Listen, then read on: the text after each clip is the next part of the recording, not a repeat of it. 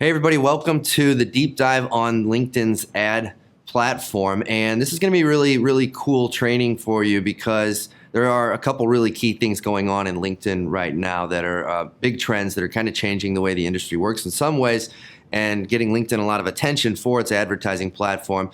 And in a nutshell, it's one, LinkedIn over the last couple of years has made a ton of changes to improve their advertising platform that's made it super effective and added just a lot of really neat bells and whistles that are just making it play no more effective than it used to be. And the second thing is that people are seeing diminishing returns in other places, more competitive on Facebook and such, higher costs. And so more people are looking to LinkedIn as potentially a second ad channel to start exploring. So we're going to be diving into some of the core strategies that are working best right now and a lot of the new things on LinkedIn that you might not be aware of, and really just the best practices for what you need to be able to know and do to get maximum results from LinkedIn ads and to be able to drive more leads and acquire more customers for your business using LinkedIn. So before I get too far along, my name's Josh Turner. I'm the founder and CEO of a company called Linked Selling, and over the past decade, my company has been specializing in helping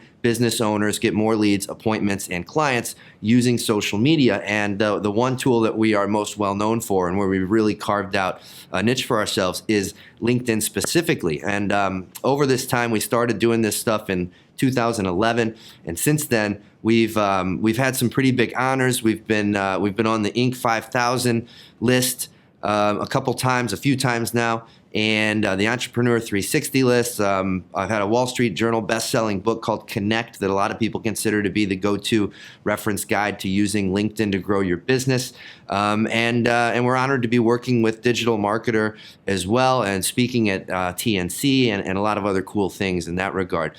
And the main thing that I want to mention is that this stuff, the things I'm going to be showing you, have been responsible across all the divisions of our business, over $1 billion in sales for our clients. So this is stuff that we are actually doing for our clients.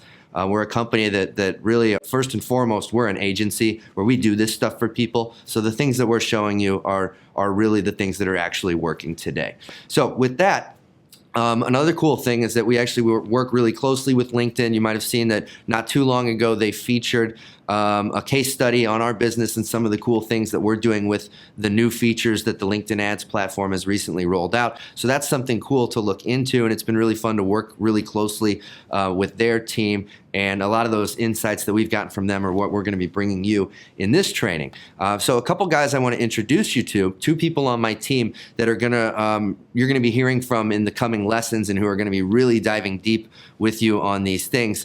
Is Pat Hensler, our Director of Product here at Linked Selling, as well as our Director of Marketing, Ryan Farrell. And these guys have been working side by side with me and our clients for the last 5+ years on the LinkedIn Ads platform specifically. And even though LinkedIn ads have really only in the last year or two really started to catch fire and get people's attention in a big way, we've been using them for a lot longer than that and getting great results. So these guys know as much about LinkedIn ads as anybody that you can find on the planet, and you are in really good hands with them, and they're going to be diving deeper into some of the coming lessons. So with that, what we're going to be covering over these lessons are really, number one, how do you set the right objective with LinkedIn ads?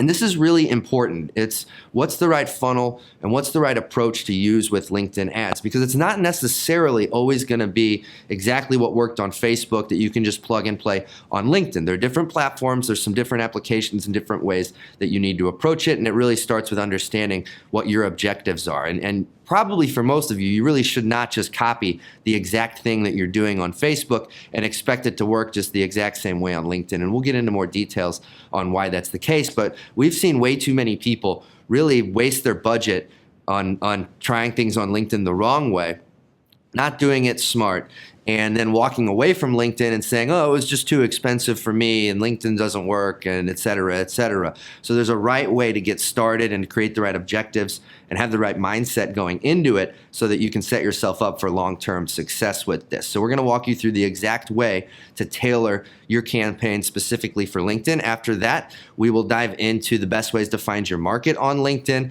how to create the right ad copy and creative that is really going to convert for you, and then how to set up a retargeting playbook. So this is one of the really, really cool things with LinkedIn, that even if you don't do anything else. Even if you're not going after cold audiences, the retargeting options that LinkedIn now has available are really powerful. In some applications, really surprisingly cost effective, actually, and it's really low hanging fruit. That if you're just wanting to do one thing on LinkedIn, this might be the thing to pay attention to. So we got some really cool stuff to share with you on that, as well as how to read your LinkedIn analytics to make sure that you can make the right decisions about everything that you're doing on LinkedIn and just understand the lay of the land there. So getting started with LinkedIn ads, and there's a couple big picture things that I want to mention before we really dive into the nitty gritty and I introduce you to Ryan and Pat. A few of the highlights here is that LinkedIn is, of course, different than Facebook, Instagram, Google, and the other places that you might be advertising right now. But some of the biggest differences are going to be the audience. LinkedIn, I'll get into this in a little more detail, but LinkedIn has a much different type of audience than Facebook per se. And so for some businesses, that's a great thing and a huge opportunity. Now for other businesses, you might determine that maybe Facebook is the best place where your audience is at and LinkedIn isn't. So you need to understand some of those things. The targeting options are much different. And we're going to walk through some of that as well. The competition is much different. And what I mean by that is that there is considerably less competition on LinkedIn right now than there is in any of these other places. Facebook is so saturated. Google is I mean, years and years ago it was saturated and became more expensive.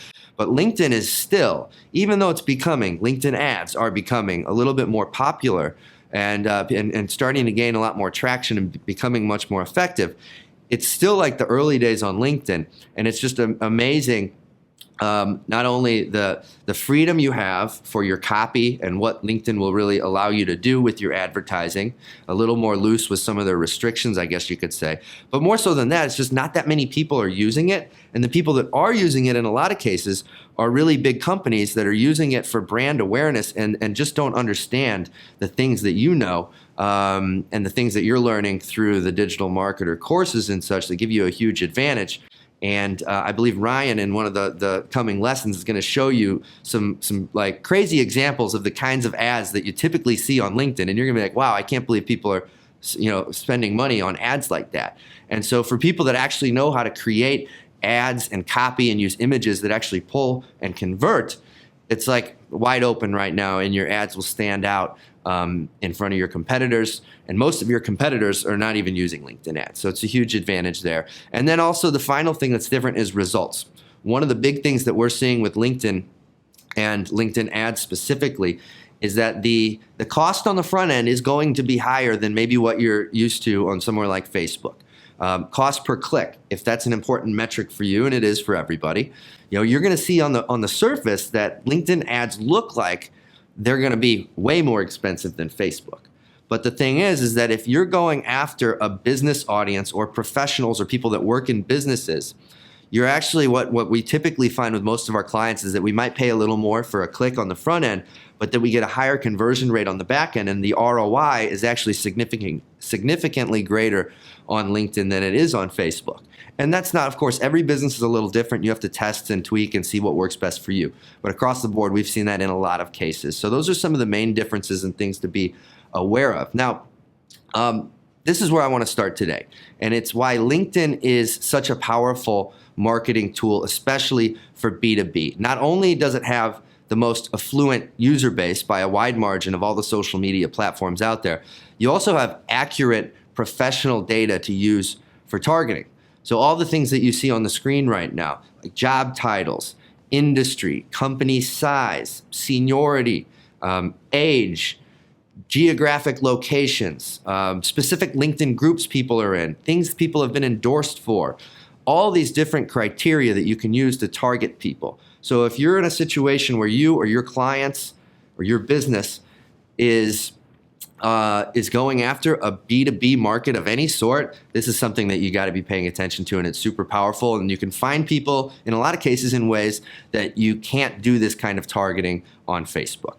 So that's one of the real big differentiators. And then from there, you can see there's another slide showing some of the different cool things that you can target, seeing the seniority levels and different types of positions that you can go after based on how you slice and dice your campaigns. So finally, the last note on this kind of bigger picture demographics about LinkedIn stuff is that LinkedIn actually, this is a little bit of an older graphic. They're closing in on 600 million members now, and they just have a crap load. I don't know if I can say the word crap load on this video, but they have a ton of really, really senior level people and decision makers that are using LinkedIn on a really, really regular basis. A very high percentage of executives check LinkedIn every single day. And so while those people, yes, they use Facebook as well, and they're all using all these different tools that we use to advertise to. In a business setting and to get a message across to a B2B market, it's just a place that you really can't afford to ignore. So who are LinkedIn ads for? Well, there's really a couple main things that we like to consider when we're determining if LinkedIn ads are really right for you. And number one, is your audience on LinkedIn. It's as simple as that. So look at your avatar. We like to call it your prospect profile. Whoever you're wanting to do business with, whoever a good prospect is for you, whatever that person looks like, are they on LinkedIn? Can you find them on LinkedIn? And if the answer is yes, then the second question you need to ask is, does your price point, is it high enough to support LinkedIn advertising? So if you are working in a marketing department for a bigger company, let's say, and you have a big budget that can go just towards things like brand awareness or building your followers to your LinkedIn company page, or just whatever it might be. Bigger companies oftentimes, even if they have low price points, are willing to invest in LinkedIn for more pure brand awareness type investments in advertising. Smaller companies usually are looking at it for more immediate ROI. And so if that's the case, if you're selling a $50 widget, you're not going to want to use LinkedIn ads to get your stuff in front of those people, because it is just not the cheapest ad platform out there. Our best clients that we work with and the people that we see having the most success using LinkedIn ads are people that have a higher ticket offer. We'd really like to see you have an average lifetime value of a client $5,000, $10,000 or more, somewhere in that range. And so if it's much less than $5,000, sometimes the metrics end up not making a lot of sense. Because, for example, if you go back a few slides, if you remember back a few slides back when I talked about that case study that we did where we partnered with LinkedIn to show some of the things that we're doing, that one's centered around a funnel that we have running on LinkedIn ads that is generating roughly, I believe it's an 8-to-1 return on ad spend. And so we had a specific funnel on LinkedIn driving appointments for our sales team. And it was something like we spent $10,000 on ads during this specific test and generated $80,000 in sales. And so that was roughly, I believe, 4 or 5 clients that we signed from that investment.